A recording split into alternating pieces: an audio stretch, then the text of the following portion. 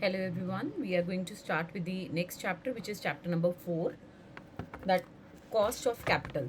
So let me tell you, cost of capital is denoted by K. One second, let me select my pen. Yeah, as you all can see that cost of capital is denoted by K. Now what is this cost of capital? So cost of capital का मतलब होता है that it is the minimum rate of return.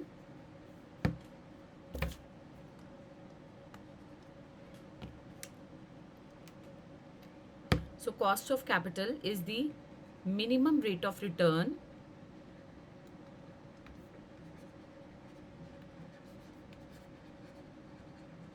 expected by the investor.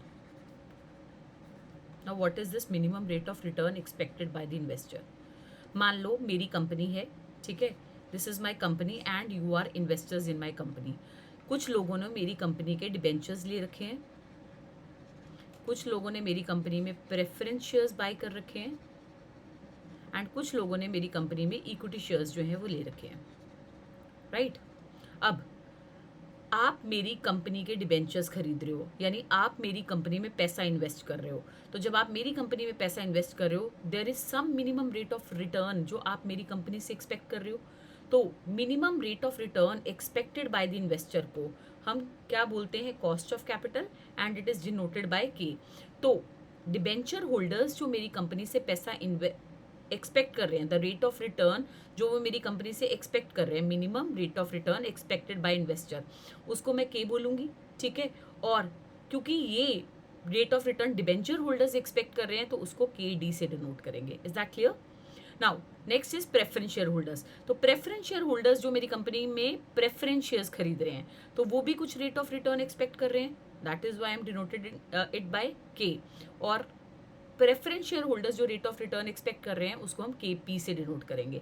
Similarly equity share holders जो rate of return मेरी company से expect कर रहे हैं क्योंकि उन्होंने मेरी कंपनी में पैसा इन्वेस्ट करा है, दैट इज डिनोटेड बाय के ई. Is that clear? अब ये है हमारे के डी, के पी और के ई.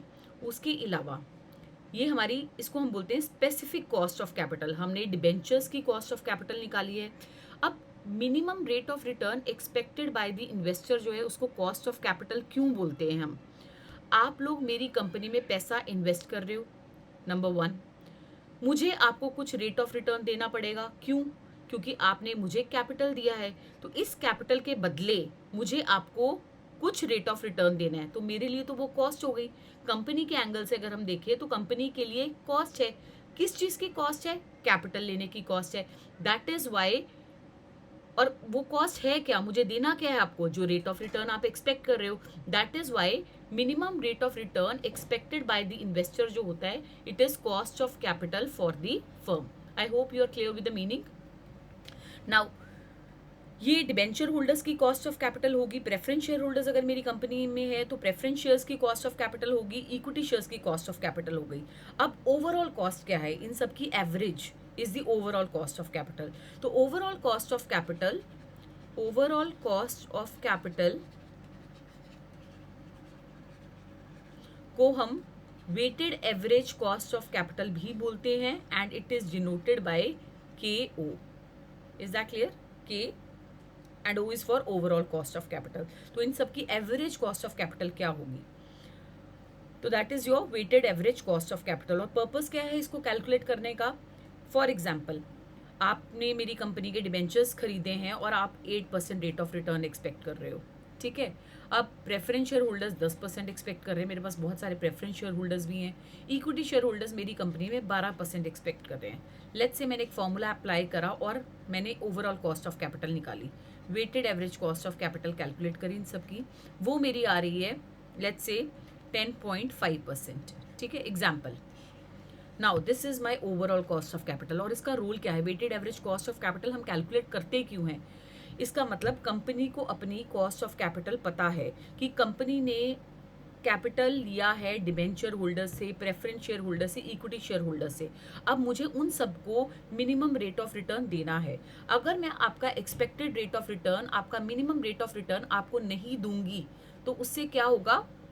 आप मेरी कंपनी में फर्दर पैसा इन्वेस्ट नहीं करोगे, तो मिनिमम तो देना ही देना है, इससे ज़्यादा दूंगी तो बेटर है। तो दैट मीन्स इतना कम से कम अगर मैं कमाऊंगी तो ये रेट ऑफ रिटर्न जो आप एक्सपेक्ट कर रहे हो मुझसे, KD, KP और KE की फॉर्म में जो भी रेट ऑफ रिटर्न आप मुझसे एक्सपेक्ट कर रहे हो, I will be able to give you this rate of return only if I am earning average इतना। अगर मैं weighted average cost of capital इतना कमाऊंगी 10.5%, तो मैं आपको आपका मिनिमम रेट ऑफ रिटर्न दे पाऊंगी। तो इसीलिए कंपनी जो है अपनी weighted average cost of capital calculate करती है। Is that clear? Now let us leave this theory, ये हम वैसे भी कवर कर चुके हैं।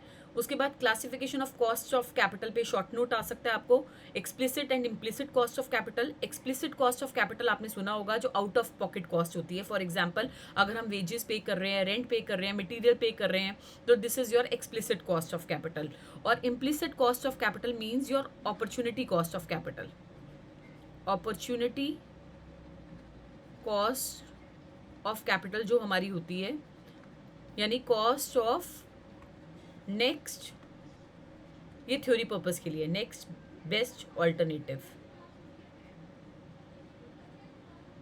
Is that clear? So this is your implicit cost of capital. तो ये आपका, जैसे फॉर एग्जाम्पल मेरे पास अपनी खुद की बिल्डिंग है। अब मेरे पास खुद की बिल्डिंग है, एम आई गोइंग टू, मैं अपनी ही बिल्डिंग में अपना ऑफिस जो है वो खोल रही हूँ, अपना बिजनेस जो है सेटअप कर रही हूँ, तो मुझे किसी को रेंट नहीं देना, बट मैं फिर भी उस रेंट को अपने प्रॉफिट एंड लॉस अकाउंट में दिखा रही हूँ। I am not paying this rent. If I am paying this rent, ये रेंट अगर मैं पे कर रही हूँ तो वो मेरी एक्सप्लिसिट कॉस्ट ऑफ कैपिटल है, लेकिन ये रेंट मेरा एक्सपेंस तो है, मैं अपने प्रॉफिट एंड लॉस अकाउंट में दिखा तो रही हूँ, बट मैं एक्चुअली मैं किसी को पे नहीं कर रही हूँ because of my owned building. So अपने ओन्ड बिल्डिंग का जो रेंट है, that is an example of implicit cost of capital. अगर मेरे पास ये बिल्डिंग नहीं होती तो मैं रेंट देती किसी को, तो मैं ये रेंट एज एन एक्सपेंस अपने प्रॉफिट एंड लॉस अकाउंट में दिखा रही हूँ in order to save my tax. Now average and marginal cost of capital. So average और मार्जिनल कॉस्ट ऑफ कैपिटल क्या होती है? देखो, एवरेज कॉस्ट ऑफ कैपिटल वही जो कॉन्सेप्ट मैंने आपको weighted average cost of capital अभी बताया, ये कैसे कैलकुलेट होती है, this we are going to discuss further. So ये आपकी weighted average cost of capital होती है। Now moving on to marginal cost of capital. Marginal cost of capital क्या होती है? अगर आप कुछ नया फाइनेंस जो है वो रेज करते हो, लेट्स से अगर आपने एडिशनल कैपिटल रेज करना है, तो एडिशनल कैपिटल के लिए आपकी एक्स्ट्रा कॉस्ट ऑफ कैपिटल क्या इनकर होगी। फॉर एग्जाम्पल, अगर हम ये कहें कि मैंने पहली बार अपना जो है इक्विटी शेयर्स इशू करने हैं, प्रेफरेंस शेयर्स इशू करने हैं, तो पहली बार रेज करने में आपका कॉस्ट जो है वो ज़्यादा आती है, बिकॉज आपका परमिशंस लेने का, लीगल एक्सपेंसेस का खर्चा जो है बहुत ज़्यादा होता है। लेकिन अगर मान लो मैंने सबसे पहले 10 लाख का कैपिटल जो वो रेज़ किया, उसके बाद मुझे थोड़े से और पैसों की ज़रूरत पड़ी, तो आई वांट एडिशनल फंड्स, तो एडिशनल फंड्स मुझे चाहिए 5 लाख के और, तो उसमें मेरी कंपेरेटिवली कॉस्ट जो है वो कम आएगी। तो वो कॉस्ट क्या है? कॉस्ट ऑफ न्यू फाइनेंस जो है, that is known as marginal cost. उसके बाद नेक्स्ट है आपकी historical and future cost. Historical cost is the cost which is already being incurred for financing a project. Obviously आपने कोई पहले प्रोजेक्ट जो है वो स्टार्ट कर, प्रोजेक्ट जो है आपका हो चुका है, तो मैं आपसे पूछ रही हूँ कि जो XYZ प्रोजेक्ट आपने कंप्लीट करा था, उसकी कॉस्ट ऑफ कैपिटल क्या थी आपकी, उसमें जो आपने फंड्स रेज करे थे उसका टोटल कॉस्ट ऑफ कैपिटल आपकी क्या थी, that is historical cost of capital. और फ्यूचर कॉस्ट ऑफ कैपिटल क्या है? अगर मैं नया प्रोजेक्ट स्टार्ट करने जा रही हूँ, तो मैं नए प्रोजेक्ट के लिए एस्टिमेटेड कॉस्ट ऑफ कैपिटल जो है वो कैलकुलेट करके देखूंगी कि इस नए प्रोजेक्ट में मैं फंड्स कहाँ कहाँ से रेज करूंगी, शेयर होल्डर से, डिबेंचर होल्डर से, मान लो प्रेफरेंस शेयर्स नहीं इशू कर रही, तो इसकी मेरी ओवरऑल कॉस्ट ऑफ कैपिटल क्या होगी डिबेंचर्स और शेयर्स को इशू करने के बाद। What is going to be my expected cost of capital, that is known as future cost. Now specific and combined cost, ये मैं आपको बता चुकी हूँ। Specific means KD, KP and KE, और combined cost of capital is what?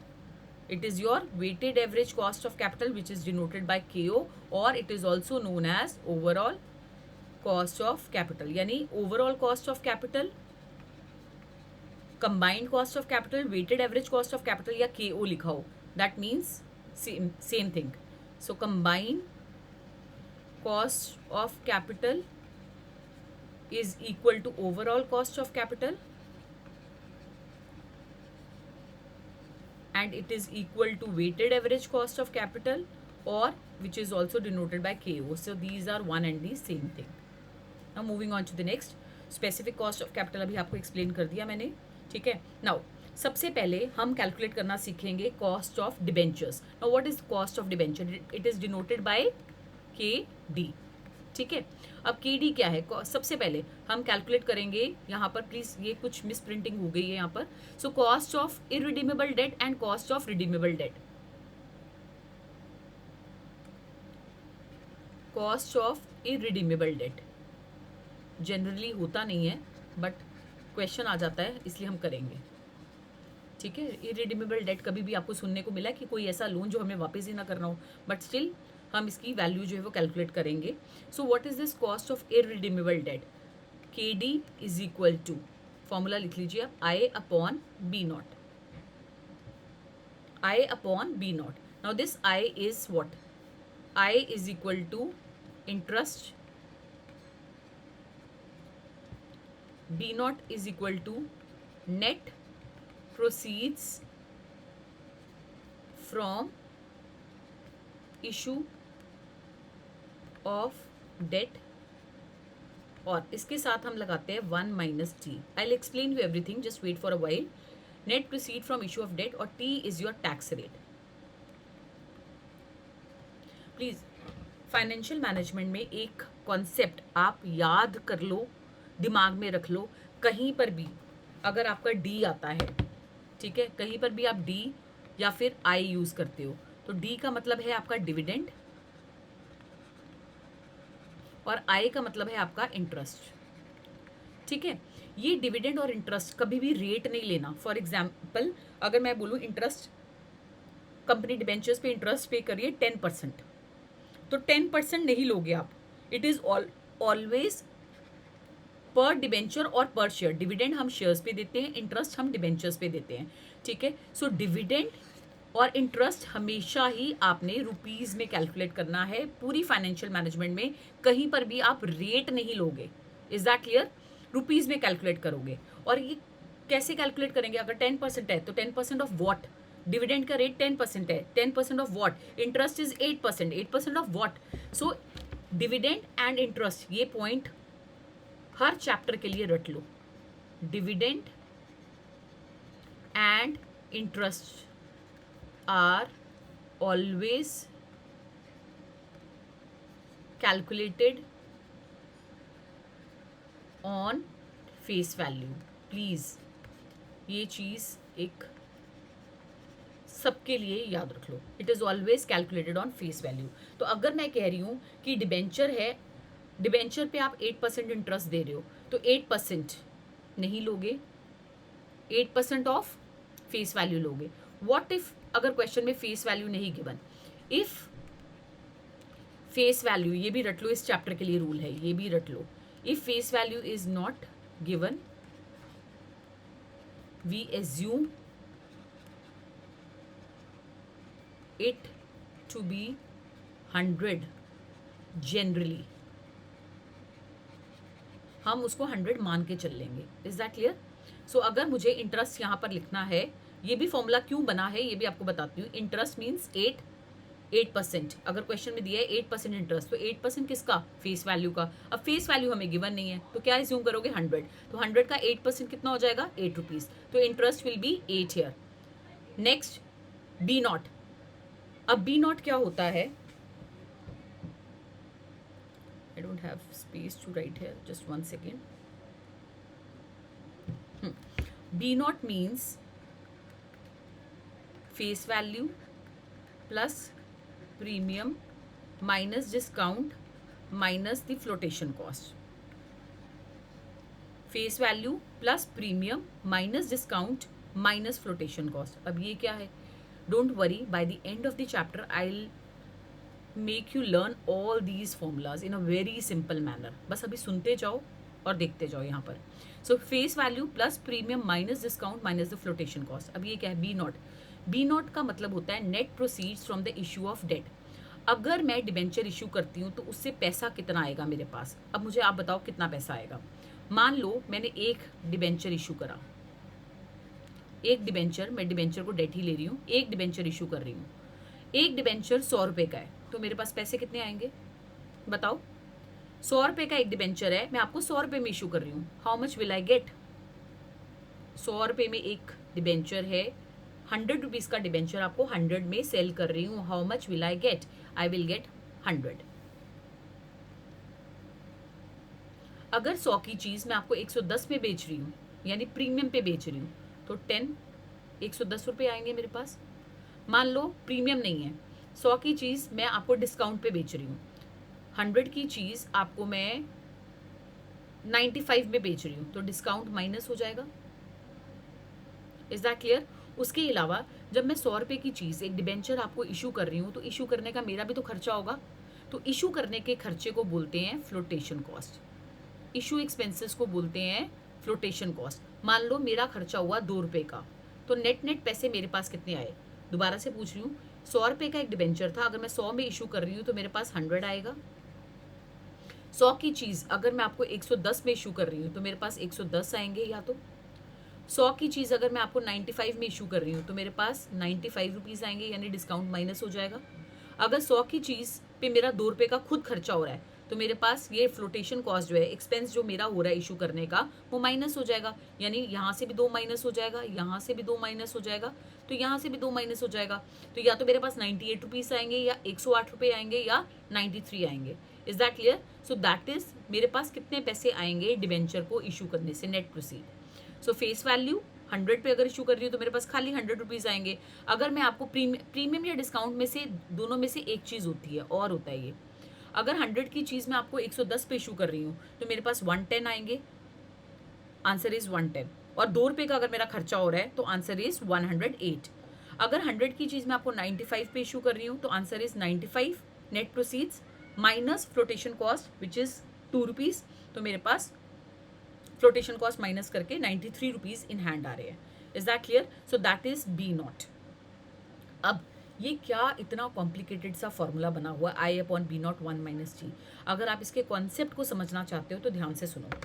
मान लो मैं आपको, आप मेरे पास 100 रुपीज़ इन्वेस्ट कर रहे हो, 100 रुपीज़ पे मैं आपको 8 रुपये इंटरेस्ट दे रही हूँ, तो आप मुझे बताओ, 100 रुपया आपसे मुझे आ रहा है, 100 रुपीज़ की चीज़ मैंने आपको 100 में ही सेल करी, मान लो फ्लोटेशन कॉस्ट 0 है, 100 रुपीज़ मेरे पास आ रहे हैं, 8 रुपये मैं आपको खर्चा दे रही हूँ, तो इसका मतलब 8, दिस इज़ माई इन्वेस्टमेंट, और इतना रेट ऑफ रिटर्न मैं आपको दे रही हूँ। तो देखा जाए तो मेरा रेट ऑफ रिटर्न कितना है, कितना खर्चा पड़ रहा है मुझे, मैं आपको 8% दे रही हूँ, तो इसका मतलब मेरे कॉस्ट ऑफ कैपिटल यहाँ पर मुझे 8% पड़ रही है, इंटरेस्ट जो मैं आपको पे कर रही हूँ डिवाइडेड बाय जो मैंने रिसीव करा है। मान लो अब यही 100 की चीज़ मैंने आपको 100 में बेची, और मेरा इसको इशू करने का खर्चा जो है वो ₹2 हो रहा है, तो इसका मतलब 8 रुपये मैं आपको दे रही हूँ, आ कितने रहे मेरे पास, 98, ठीक है। सो इसका मतलब 8 divided by 98, that is my cost of capital, ये मेरे लिए कॉस्ट ऑफ कैपिटल पड़ गई। अब ये 1 - G क्या है? सो 1 - G मतलब 8 रुपये से, यहाँ से 8% से कम, मुझे 8% से सॉरी ज़्यादा कॉस्ट ऑफ कैपिटल जो है वो पड़ रही है, बिकॉज मेरा ₹2 का और खर्चा हो रहा है, तो मेरे को cost of capital flotation cost की वजह से ज़्यादा पड़ रही है। Is that clear? Now what is this 1 - T? अब देखो, कंपनी जब भी डिबेंचर इशू करती है, तो ये चीज़ मैं पहले भी एक्सप्लेन कर चुकी हूँ, कंपनी जब भी डिबेंचर इशू करती है तो कंपनी का टैक्स जो है वो सेव होता है। कैसे? हमारे जो नेट प्रॉफिट्स होते हैं, नेट प्रॉफिट्स जिसको हम फाइनेंशियल मैनेजमेंट की लैंग्वेज में EBIT बोलते हैं, इस EBIT में से सबसे पहले हम इंटरेस्ट पे करते हैं। इंटरेस्ट पे करने के बाद जो प्रॉफिट आता है which is known as profit before tax, आप इस पे टैक्स लगाते हो, यानी इंटरेस्ट तो माइनस हुआ। अगर मेरा प्रॉफिट है 1 लाख रुपए का और मैं उस पर 20,000 इंटरेस्ट पे कर रही हूँ, तो देखा जाए तो मुझे टैक्स किस पे करना है, 80,000 पे। और अगर मान लो मेरे पास कोई इंटरेस्ट नहीं है, मैंने कोई डेट नहीं ले रखा, तो कोई इंटरेस्ट नहीं पे कर रही, मेरे पास कोई लोन नहीं है, कोई डिबेंचर नहीं है, तो ये इंटरेस्ट 0 हो जाएगा, क्योंकि हम डिबेंचर्स और लोन पे ही सिर्फ इंटरेस्ट पे करते हैं।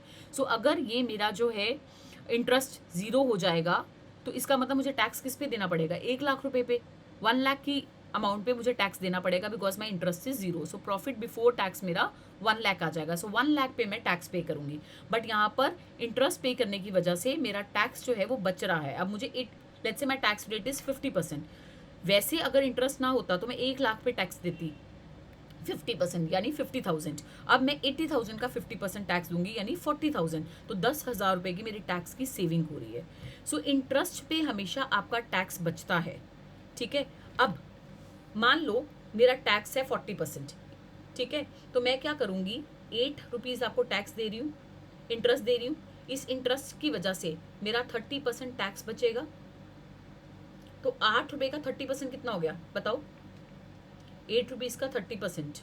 कैलकुलेट करने एक बार ज़रा, I think it comes out to be 2.4 शायद। यानी मुझे नेट नेट कॉस्ट कितनी पड़ गई है, नेट कॉस्ट 8 रुपये मैं आपको दे रही हूँ, जिसकी वजह से 2 रुपये 40 पैसे मेरा टैक्स बच रहा है। तो नेट नेट देखा जाए तो मेरे पास कितने पैसे जा रहे हैं यहाँ पर, 5.6। Let me check with the calculator first.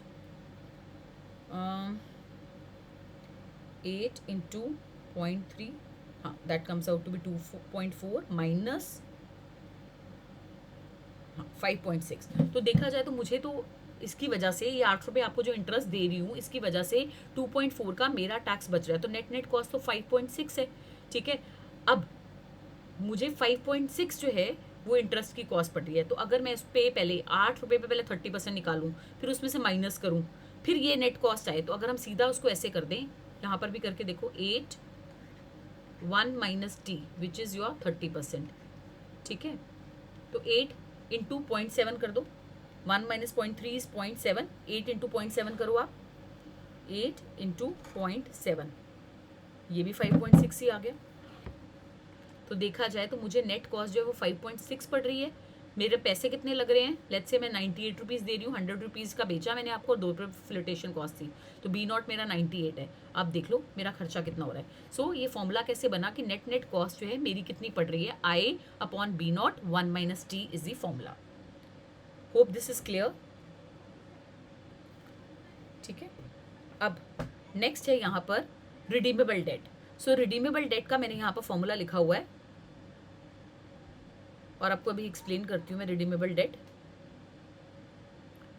यहाँ पे देखो फॉर्मूला इज मिसिंग, सो के डी इज इक्वल टू आई, जहाँ पर इंटरेस्ट आ गया 1 माइनस टी लगाना ही लगाना है, क्योंकि इंटरेस्ट पे टैक्स की सेविंग होती है। तो नेट नेट कॉस्ट लिखोगे 1 माइनस टी करके, plus R V minus B nought, क्योंकि ये रिडीमेबल डेट है तो रिडेम्पशन वैल्यू आ गई, divided by N over R V plus B nought divided by 2। ये फॉर्मूला है के डी का। सो एक एग्जाम्पल करते हैं यहाँ पर, देखो इरिडीमेबल डेट की पहले एग्जाम्पल करते हैं। मान लो ABC limited issued 10% debt at a premium of 10%, the flotation cost is 2%, tax rate is 30%।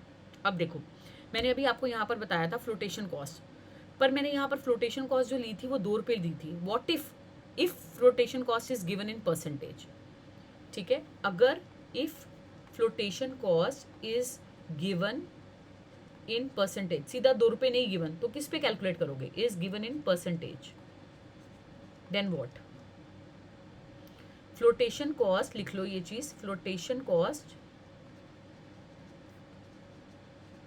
Is always the percentage of face value और issue price whichever is higher. अब इसका क्या मतलब है, देखो मान लो एक डिबेंचर है जिसकी फेस वैल्यू 100, फेस वैल्यू 100 है, मैं आपको इशू कर रही हूँ, इशू प्राइस 100 की चीज़ 100 रुपये में बेच रही हूँ, तो फेस वैल्यू भी 100 होगी, इशू प्राइस भी 100 हो गया। तो आप फ्लोटेशन कॉस्ट किस पे कैलकुलेट करोगे, सेम है, जिस पे मर्जी कर लो कैलकुलेट। अगर मान लो 100 रुपये का एक डिबेंचर है, मैं आपको 110 पे इशू कर रही हूँ, अब हायर कौन सा है, दिस वन, तो किस पे कैलकुलेट होगा, प्रीमियम पे। Is that clear, issue price is 110, तो ज़्यादा वाली वैल्यू पे कैलकुलेट होगा। मान लो 100 की चीज़ मैं आपको 95 पे इशू कर रही हूँ, अब दोनों में से हायर कौन सा है, विच एवर इज हायर है आंसर, ठीक है। सो हायर कौन सा है, 100, तो इस पे कैलकुलेट होगी। Is that clear. Now moving on to this question, देखो, ABC limited issue 10% debenture. 10% debenture का मतलब क्या है? 10% इज व्हाट? इंटरेस्ट। लिखते जाओ ये चीजें। एट अ प्रीमियम ऑफ 10%, देखते हैं इसका क्या करना है। The flotation cost is 2%, tax rate is 30%। अब कहीं पर भी आपको ये गिवन है कि ये डिबेंचर कितने साल बाद रिडीम होगा। एक बार दोबारा से पढ़ते हैं इस क्वेश्चन को। ABC limited issue 10% debentures at a premium of 10%, the flotation cost is 2%, tax rate is 30%. nowhere it is mentioned that कि ये डिबेंचर आपका रिडीमेबल कब होगा। So that means it is irredeemable debenture. Question में नहीं लिखा होगा कि इरिडीमेबल डिबेंचर की कॉस्ट कैलकुलेट करो, आपको खुद आइडेंटिफाई करना है। अगर आपको ईयर्स ऑफ मेच्योरिटी गिवन है तो then it is irredeemable, otherwise it is, अगर आपको ईयर्स ऑफ मेच्योरिटी गिवन है तो वो रिडीमेबल है, otherwise it is irredeemable. So क्योंकि हमें फॉर्मूला पता है इरिडीमेबल का, I upon B not 1 minus T. ठीक है, अब इंटरेस्ट 10%, तो 10% मैंने आपको बोला इंटरेस्ट और डिविडेंड कभी भी परसेंटेज में नहीं लेना, हमेशा रुपीज में कैलकुलेट करना है। 10%, तो 10% किसका होगा? Interest is always calculated on face value. So face value कहाँ है? फेस वैल्यू नहीं given. If face value is not given we always assume it to be 100। तो हमने 100 का 10% ले लिया interest, which is 10। Clear? 1 minus T, tax rate है 30%, तो 1 माइनस 0.3, 30% को 0.3 लिखना है। जहां पर भी फाइनेंशियल मैनेजमेंट में परसेंटेज है उसको पॉइंट में लिख दो, यहाँ पर 0.30। ठीक है, अब बी नॉट कैलकुलेट करते हैं। We all know that B not is equal to face value plus premium minus discount minus flotation cost.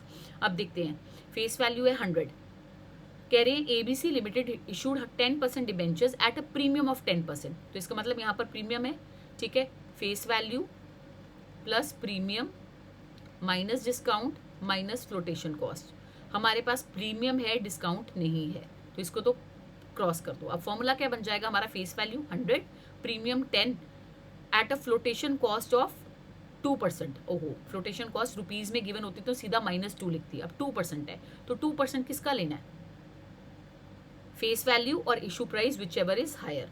तो 100 की चीज आप इशू 100 पे कर रहे हो या प्रीमियम पे कर रहे हो? 110 पे इशू कर रहे हो। So issue price is 110, therefore we will calculate flotation cost on 110।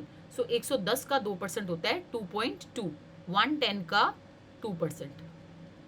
ठीक है, it is 2.2। So B not आ जाएगा 100 plus 10 minus 2.2, 107.8।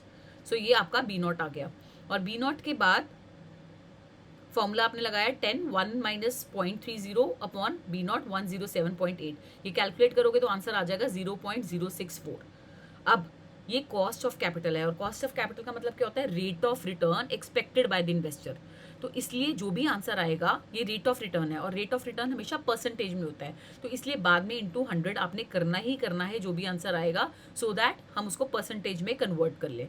So 6.4% is the cost of capital, यानी इस इरिडीमेबल डेट की कॉस्ट मुझे क्या पड़ रही है? 6.4%। अब आ जाओ रिडीमेबल की। सेम क्वेश्चन ले रहे हैं रिडीमेबल का हम। ABC limited issue 10% debentures at a premium of 10%, redeemable after 5 years. आ गया लिखा हुआ रिडीमेबल आफ्टर 5 ईयर्स। सो यहाँ से हमें पता लगता है कि it is a redeemable debt. That is why हम यहाँ पर फॉर्मूला लगाएंगे I 1 minus T plus R V minus B nought divided by N over R V plus B nought divided by 2। What is the formula? Once again, I 1 minus t plus rv minus b naught divided by n, ये एक है bracket में, over rv plus b naught divided by 2। अब यहाँ पर देखो I हमारा है इंटरेस्ट, इंटरेस्ट कितना है जी? 10%। 10% of what? 10% of face value, right? Interest and interest is always calculated on face value. Face value given नहीं है, 100 एज्यूम कर ली। सो इंटरेस्ट आपका आ जाएगा यहाँ पर, इसको मैं करेक्ट कर दूं, एक सेकेंड। यहाँ पर this is not 10, this is not 100, this is rather 10। ठीक है, तो यहाँ पर आपका इंटरेस्ट आ गया 10। उसके बाद नेक्स्ट आपका हो जाएगा 1 माइनस टी, तो 1 माइनस 0.30। आरवी रिडेम्पशन वैल्यू क्या है? ध्यान से देखो, रिडेम्पशन वैल्यू कैसे कैलकुलेट करते हैं, इसके लिए भी रूल देख लो। रिडेम्पशन वैल्यू कैसे कैलकुलेट होगी? Debentures are either redeemable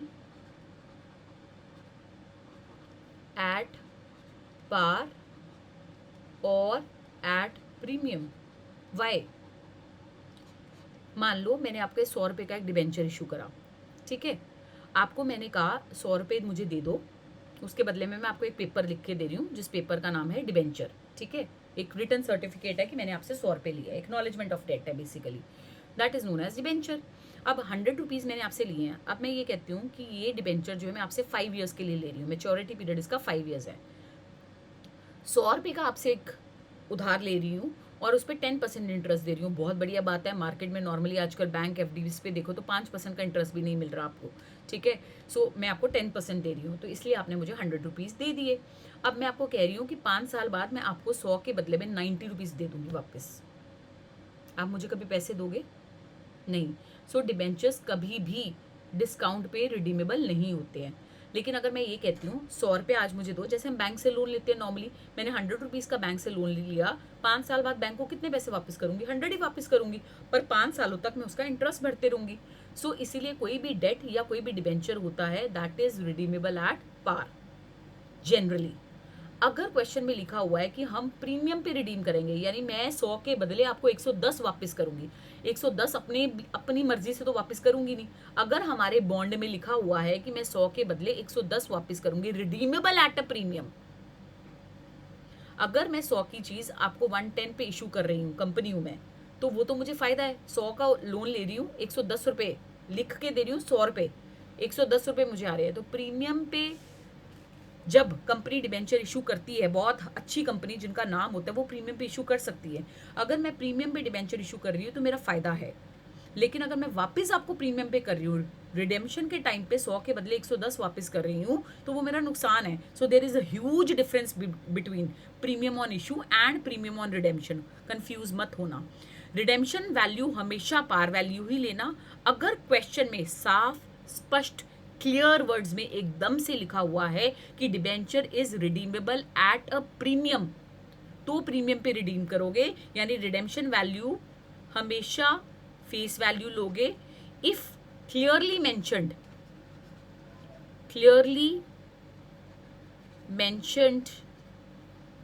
in question that you are redeeming the debentures at a premium, तो रिडेम्पशन वैल्यू में फेस वैल्यू प्लस प्रीमियम वाली वैल्यू लेना।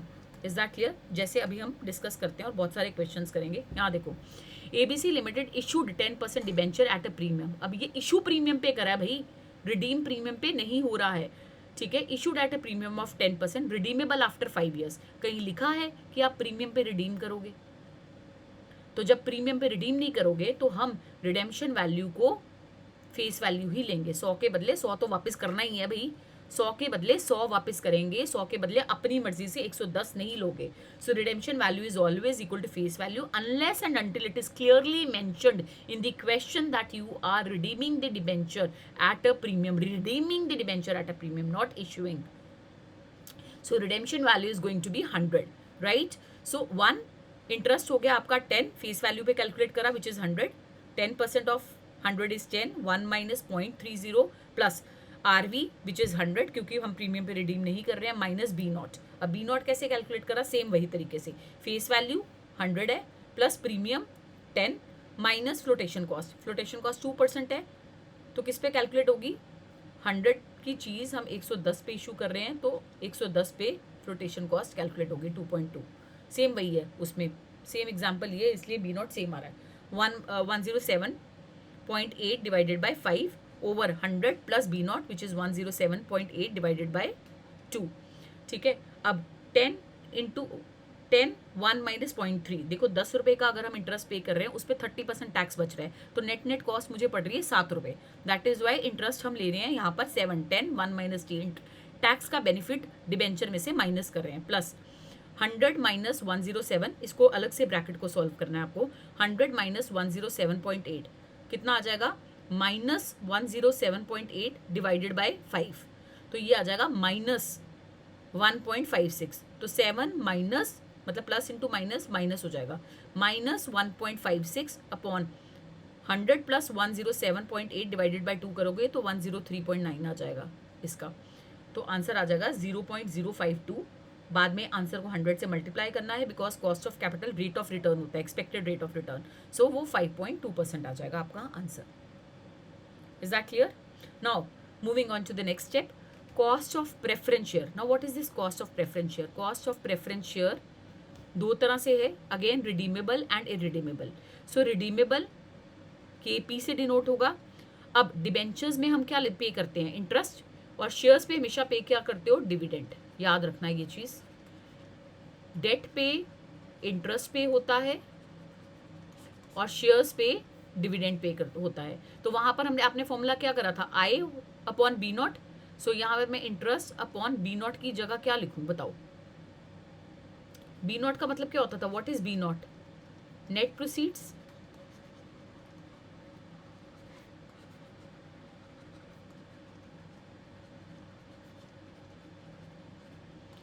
तो इसमें बी नॉट अगर लिखूंगी तो वो डिबेंचर वाला सेम आ जाएगा, इसलिए बी नॉट को मैं, है बी नॉट ही, पर बी नॉट को मैं नेट प्रोसीड्स लिख रही हूँ। और यहाँ पर नेट प्रोसीड्स क्या है? Face value plus premium, same वही चीज़, minus discount minus flotation cost, calculate भी वैसे ही होगा। आई की जगह मुझे क्या लेना है यहाँ पर? डी। सो फॉर्मूला बन जाएगा डी अपॉन NP। अब डिविडेंड पे कभी भी टैक्स का बेनिफिट नहीं मिलता है, सिर्फ डेट पे मिलता है। तो जहां इंटरेस्ट होगा वहां 1 - T लगाना है, जहां डिविडेंड होगा वहां पर 1 - T हटा देना है। सो इंटरेस्ट की जगह बेसिकली आपने डिविडेंड लेना है, बी नॉट की जगह यहाँ पर नेट प्रोसीड्स लिखना है, और 1 - T का जो बेनिफिट होता है, 1 - T जो है वो यहाँ पर बेनिफिट नहीं मिलता, ये चीज़ याद रखना। अब रिडीमेबल प्रेफरेंस शेयर्स, तो रिडीमेबल प्रेफरेंस शेयर है, KP से डिनोट करेंगे, सॉरी KP से डिनोट करेंगे।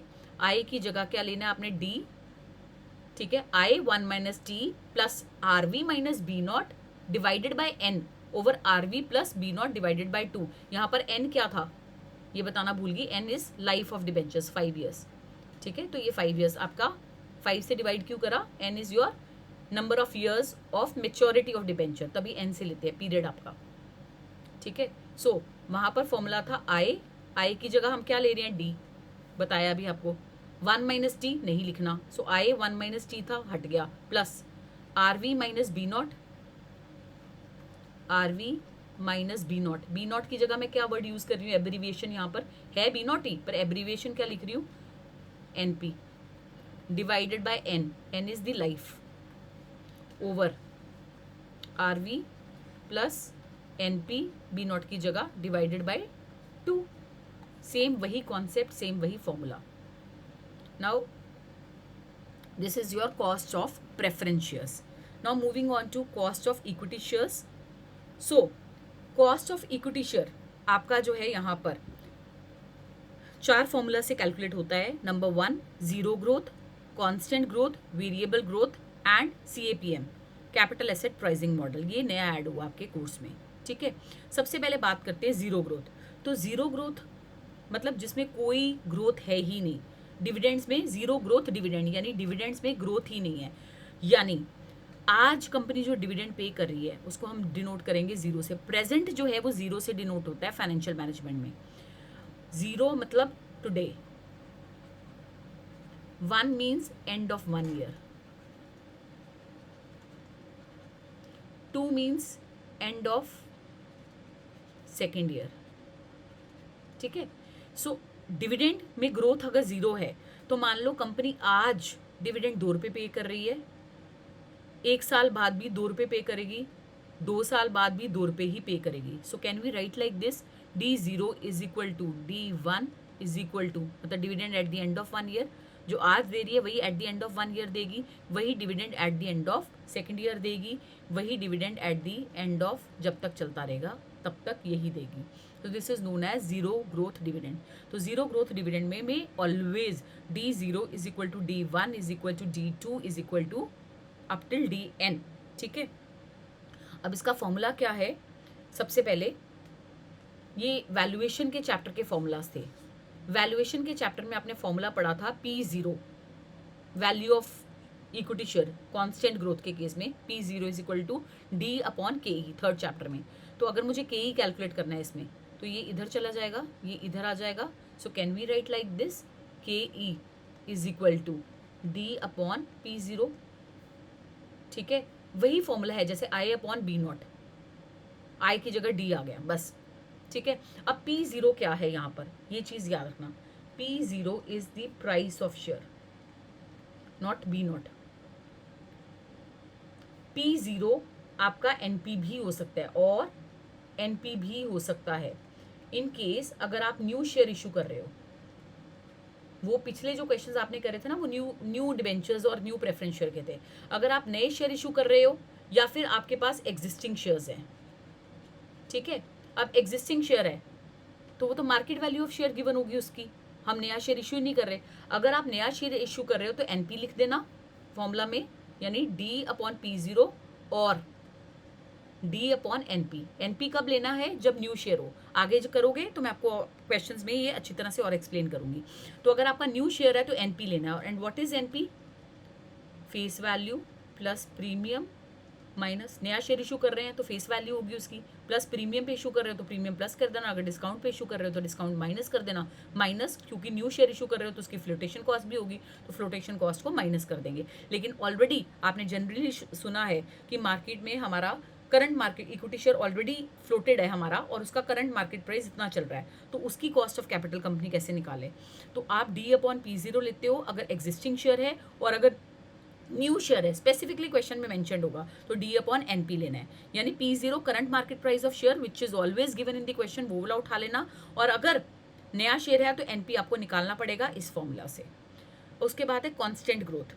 तो कांस्टेंट ग्रोथ सेम आपने वैल्यूएशन में भी पढ़ा था, फॉर्मूला था P0 is equal to D1 upon KE minus G, ठीक है। अब फॉर्मूला इसका क्या बन जाएगा, यहाँ से ये फॉर्मूला बन जाएगा और यहाँ से ये फॉर्मूला बन गया, देखो KE का।